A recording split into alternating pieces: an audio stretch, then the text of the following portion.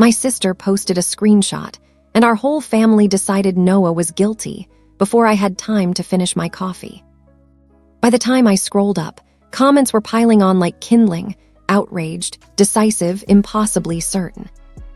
I sat there with my phone in my hand, and a feeling like ice blowing through my ribs. Hi, I'm Lena, 34, elementary school teacher, married to Noah for 5 years. We live in Raleigh, North Carolina. I'm the kind of person who notices small, repeatable things. The way Noah folds his shirts, the exact chime his phone makes when his mom calls, the font my sister uses when she's trying to make something sound urgent. Those tiny patterns are why I didn't panic straight away, but they also made me dig until I found something worse than a rumor. The family group chat blew up 2 Saturdays ago. Jenna, my younger sister, 28, who's always been dramatic but mostly harmless, posted 3 things at once. A cropped DM screenshot that looked like it was from Noah's account, a voice note clipped into an echo, and a selfie of her with Noah, or rather, a photo of him turned just enough that you couldn't be 100% sure it was him. Her caption read, "He told me he loves me. I can't live with this." You could feel the thread inhale and then exhale with certainty. My aunt typed 3 crying emojis. My dad wrote, "Call me." My mom sent a text to my husband's number, an accusatory one that should have gone to me, and then to me asking if I was okay. Cousins asked if the rumor was true. Strangers in other family groups started chiming in. Within an hour, it felt like the story had its own gravity. Noah came home from a night shift early. He's an EMT, and sometimes his shifts overlap. And the instant he walked in, I could tell the shape of his panic. He kept saying, "I didn't," and then stopped because none of us knew how to translate the panic into words that didn't sound insane. "I did not tell your sister I love her." It wasn't just denial. It was the small, precise confusion of someone whose timeline and actions were being stitched into a fabric he did not recognize. I didn't react the way my family wanted, with histrionics or a public meltdown. I spent the next hour collecting little incongruities. The message screenshot had a timestamp that read 12:07 a.m., but the message sender bubble looked like it was from a desktop client, not a phone. The font in the screenshot was slightly different than the family chat font. The voice note Jenna posted had background audio that sounded like a live stream overlay, the kind of artifact you get when you re-record something from a laptop speaker. The selfie's metadata? Stripped. Anyone who's spent time posting on social platforms knows that metadata often disappears after you resave a file, but patterns still remain even in absence. I asked Jenna in the family thread calmly, "Can you send the original export or the chat file?" She replied with a gif and then, later, with a claim. "It's real. I'd never lie."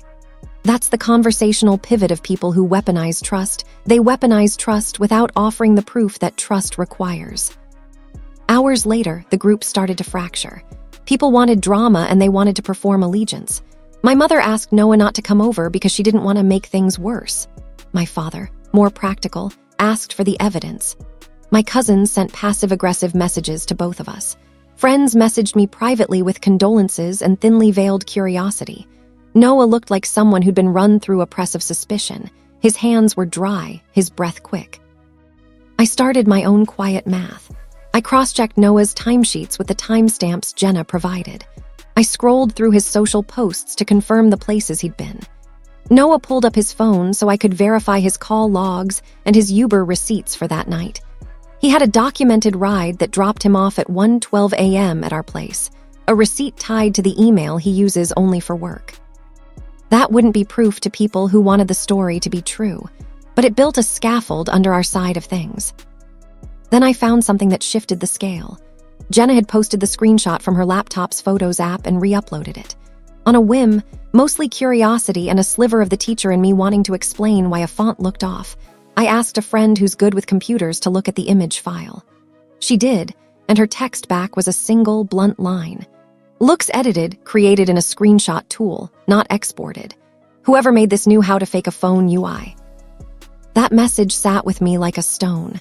It meant intentionality. It meant someone had not only wanted to hurt, they'd crafted the hurt. I felt something colder than betrayal, fear, because when hurt is engineered, it can be repeated. Lies like that are made to travel. I didn't want to make a spectacle of this. I also didn't want to let the fabricated story calcify into fact simply because my family liked neat narratives. So I did 3 things, all of them boring and deliberate. I documented everything, I corroborated with neutral witnesses, and I prepared to bring the issue into the light in a way that would be hard to dismiss as just sibling drama. Documentation. I saved every message, every receipt, every timestamp. I asked Noah to screenshot his work schedule and his ride receipts. I saved Jenna's posts and archived the family chat. Corroboration. I messaged 2 people who'd been at the party Jenna referenced and asked plainly whether they'd seen Noah acting like Jenna claimed. Both said no. One said Noah was talking about an ambulance call and his worry over a patient. The other friend, who'd left earlier, said Jenna was loudly complaining about being overlooked that night and had been flirting with several people in a way that seemed performative. Preparation. I texted my parents and asked them to come for dinner on Sunday to talk in person. I wanted everyone in the same room, not because I wanted a dramatic reveal, but because in-person evidence, a timeline, the receipts opened on my phone, neutral witnesses present on speaker if needed, felt harder to gaslight. If Jenna had edited files and built a narrative, she'd have to show originals or explain the holes in her story. If she didn't, then the thread would remain a weapon aimed at my marriage. Nobody knew what I was planning. Jenna accepted the invitation with a cheerfully deceptive "see you there." Noah squeezed my hand and said, "You don't have to do this alone," like he always does, little, steady, practical things, and that steadiness is the best part of our marriage. I felt a tide of nerves and a thin, steady focus. We would not let a manufactured story steal what we've made. Sunday came, and we all settled around my parents' dining room table. The light from the chandelier made everything a little too official.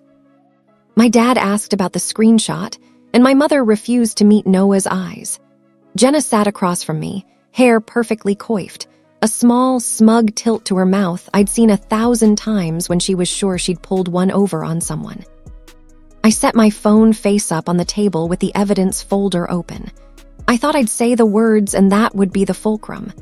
I thought I had the timeline, the receipts, the witness messages ready to fall into place. And then Jenna did something that made everyone's head turn. She stood up, walked to the window, and said quietly, "If you guys want the drama, take it. I'll explain everything." She turned back and, in a voice so quiet it made the table lean forward, she said, "But you should know I didn't make this to ruin Lena. I made it because I needed to be seen."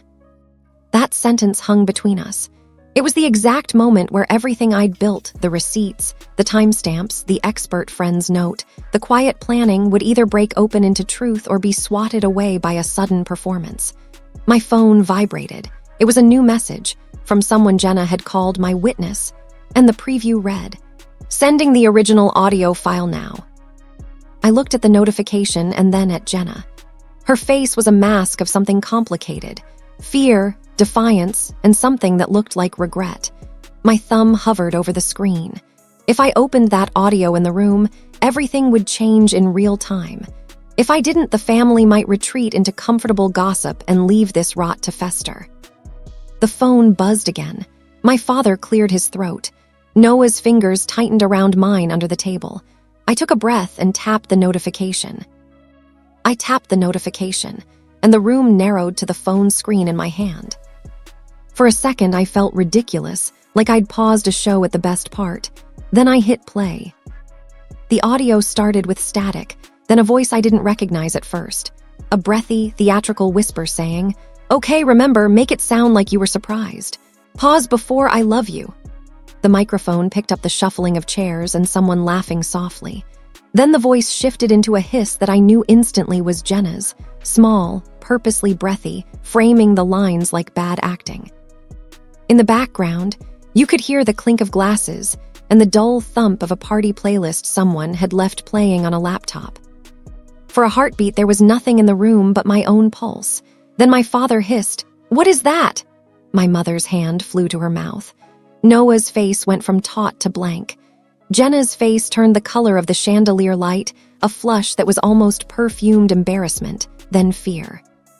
"You can hear her directing it," my friend who'd helped me texted back, like she was in my pocket. She was right. The recording captured Jenna coaching someone, then playing back the fake message to test how it sounded when re-recorded through a laptop speaker. It was a rehearsal. It was a confession. Jenna jumped up so fast the chair scraped the floor. "That's not," she started, and then her voice broke. She tried to grab my phone, then froze when my dad said, quietly but with a weight that made the house breathe, "Put it down, we'll listen." Someone mumbled that the clip could be edited. Maybe. Anything could be edited. But this clip had fingerprints Jenna couldn't easily scrub. The same laugh she'd used in other videos on her public account. The exact background noise of the friend's apartment she'd bragged about last month. And in the quiet spaces between lines, the curl of her phrase will make them angry enough to look. Language I'd never heard her use except in petty, mean jokes about attention. "What is this?" my mother whispered, the first time she'd spoken in a way that wasn't accusatory since the post. "Jenna." Jenna's eyes filled and she looked small in that moment, smaller than 18 or 28, like someone who'd been practicing a role so long she'd forgotten the real lines. She opened her mouth, then closed it. She blamed herself, and then she blamed me for not noticing her pain. She said she never meant for it to get this big. She said she wanted us to listen to how neglected she'd felt for years. She said she was sorry in a way that sounded practiced. "Noah, she went on, and it was the classic gaslight pivot. She tried to turn herself back into the victim of a family that had supposedly ignored her. I felt every old sibling bruising, the times she'd thrown fits when I got more praise, the time she'd boasted about being able to manipulate an outcome because no one listened otherwise. I set the phone on speaker and played the clip again. This time, I queued up the texts from the two friends who'd been at the party and the receipt timestamps on Noah's Uber. I put them all together in a steady, boring stream. The audio with Jenna's coaching, the Uber dropped-off time, Noah at home sending me a "I'm on my way" text at 12:58 a.m., a screenshot of the edit software my friend had spotted that showed the phone UI had been faked. The evidence didn't roar, it assembled. My dad stood up. He didn't yell. He just walked around the table and put a hand on my shoulder the way he used to when I'd fallen off my bike. "Why would you do this?" he asked Jenna, but his voice wasn't thunder. It was tired and smaller than the room needed. Jenna started to cry properly then, not the fake, theatrical cry she'd used earlier, but a ragged, honest sob. "I wanted you to look at me," she said between gasps. "I wanted you to see me." It was messy, human, complicated. I felt sorrow because misery breeds terrible choices, but that sorrow was knitted with anger at the deliberate harm she'd caused. My mother looked like she might split in two. She'd always defended Jenna when others called her dramatic. She wanted her child whole. But the thing about parenthood is it makes you see both sides at once, the pain of the child and the consequences of the child's choices. "You don't get to do that," my mother said, voice trembling. "You don't get to weaponize this family." "Please," Jenna pleaded, "please don't make this about punishment. I just needed you to, I just needed one thing to go my way." There isn't a clean arc in these moments. People don't always do what their moral compasses suggest in the heat of discovery. My father suggested Jenna leave for the night. My mother asked for time. A few cousins slipped out of the room with murmured condolences. Half of them already had theories about the real cause that mitigated their guilt. I didn't want to be the person who pronounced exile. I also didn't want Jenna to be allowed to continue narrating our family with lies. So I did something small and immediate. I stood up, walked to where she knelt, and for the first time in my life, I held my sister without flinching. "You hurt people," I said softly, "but I'm still your sister." My hand on her back was a weird, paradoxical mix of comfort and boundary setting. She needed both. She left that night, not because I demanded it, but because the room made it unbearable for her to stay. She texted a few days later with an apology that mixed genuine regret with a plea for understanding. My mother called me crying that night and said she felt betrayed by both of us, by my sister for the deception and by her own reflex to defend the child she raised. After everyone went home, Noah and I sat at my parents' kitchen table with mugs of bad coffee. We whispered what felt like vows in the low hum of the refrigerator, vows that were less poetic and more operational. We would check in more, we would keep receipts, we would tell no one private things that could be weaponized, and we would get help if the avalanche of suspicion ever felt too heavy. It was adult, unromantic, and exactly what we needed. The days after were a mix of small, practical fallout and quiet, aching weirdness. Jenna posted a public apology that was vague enough to placate some relatives and vague enough to infuriate others. Some family members texted me to say they were glad the truth finally came out, as if we had been waiting on a verdict. Others didn't call at all and treated the holiday plans as though the family fissure would seal itself. My mother flitted between furious and remorseful.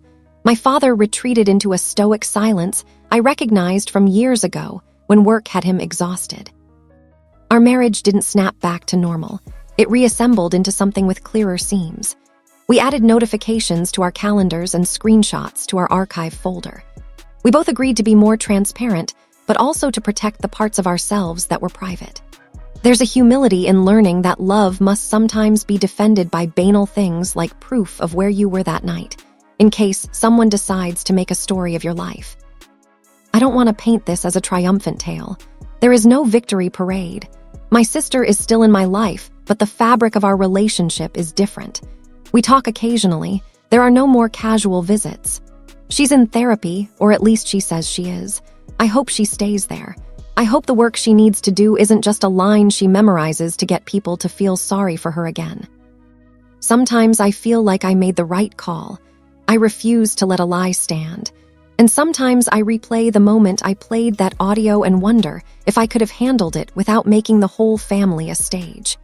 Maybe I could have brought the evidence to her privately and demanded an explanation without the drama of a public reveal. But when the whole house was already tilting toward a verdict I feared would crush my husband's reputation, I felt like private conversations would have been swept away by rumor.